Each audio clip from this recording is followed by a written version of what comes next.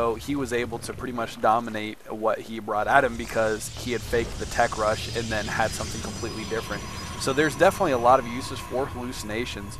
It's just a matter of being creative with it, and NonY is definitely a creative player, so I expect to see him do even more than just using them for scouting down the road once he's had the chance to really perfect his strategies a little bit more in StarCraft 2. Yeah, that makes cloak detection even more important anytime you're playing it against a Protoss player.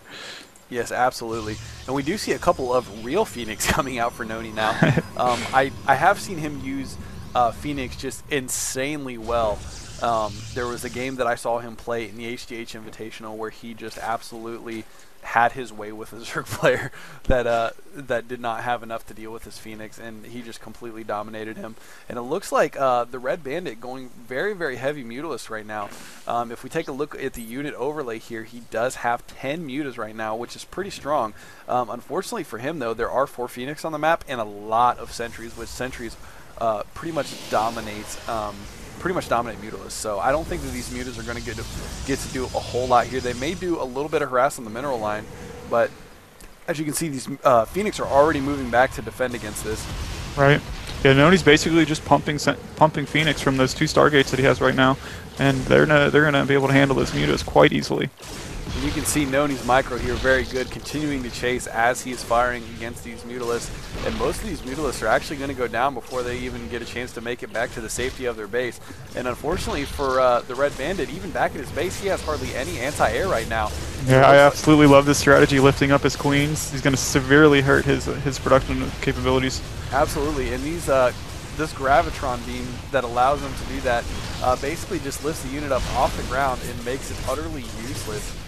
It cannot do anything other than get shot down by the other units that are there. Although it looks like a couple Spore Crawlers going up. He is going to be able to pick off a couple of these Phoenix with the Spore Colonies, but, or I'm sorry, the Spore Crawlers. This is StarCraft 2, not StarCraft 1. But he was able to successfully hold that off, but he did lose 2 Queens in the process and a lot of Mutalisks.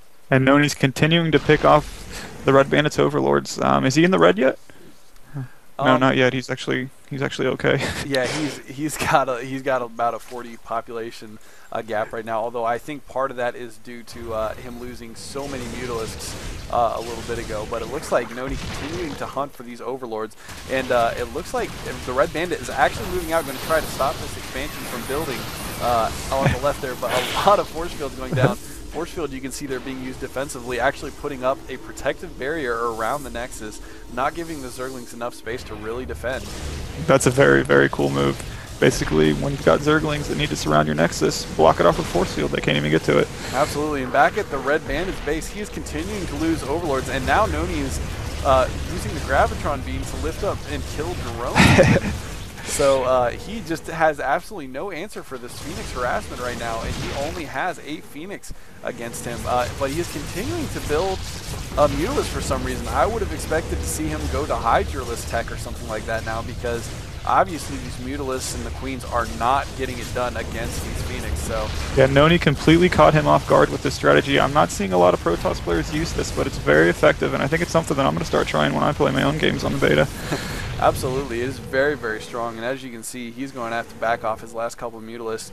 He was able to pick off a couple of those Phoenix, and it looks like he might get one more here, but there are still 4 in his base, and he is continuing to kill these Mutalisks. As you can see, these Mutalisks just are not very strong against these Phoenix, and these Phoenix again going to lift off the Queen and just take the Queen down without any problems at all.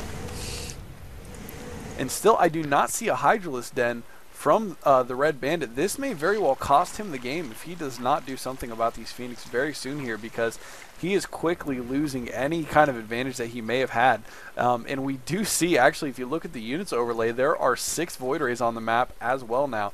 So a lot of very, very high tier units for NonY, in addition to his very heavy Sentry Stalker army. So it looks like he may be able to wreak some serious havoc on the Red Bandit's base here pretty soon.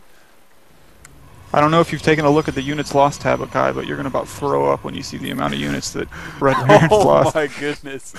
The Red Bandit has lost over, what is that, almost 6,000 units, 6,000 minerals worth of units more, or 6,000 resources worth more. I'm sorry, I cannot talk. Apparently, it has been a long We figure day. out. We know what you mean, dude. Exactly, and here come the Void Rays here, going to just absolutely lay waste to the static defense of the Red Bandit right now. One Void Ray almost getting fired down, but it looks like all of these Spine Crawlers are just going to melt away to these Void Rays and Phoenix. So yeah, NonY's playing this game perfectly. The Red Bandit just has no answer to every tech switch that he keeps throwing in here. yeah, absolutely. I really think that if he would have gone for Hydralisk as soon as he saw this Phoenix, he might have had a fighting chance. But checking around at all of his bases right now, there's absolutely no Hydralisk den anywhere on the map. So that is just going to cost him the game right now, it looks like. We're seeing one example why NonY is such a high-level player. He just completely demolished this guy. Absolutely. He just picked him apart with that Phoenix micro. Those Phoenix are just absolutely dominant if you can use them correctly. To be honest, I gotta say, I think that Phoenix might, and he just rage quits. Doesn't even GG NonY. Oh man, some BM going against the professional StarCraft 1 player, who I'm guessing will also be a professional StarCraft 2 player. But to be honest, after watching that game, I almost feel like Phoenix might be more overpowered than Force Field, to tell you the truth. It's hard to say, man. When somebody as skilled as NonY is using him, you might think anything's overpowered.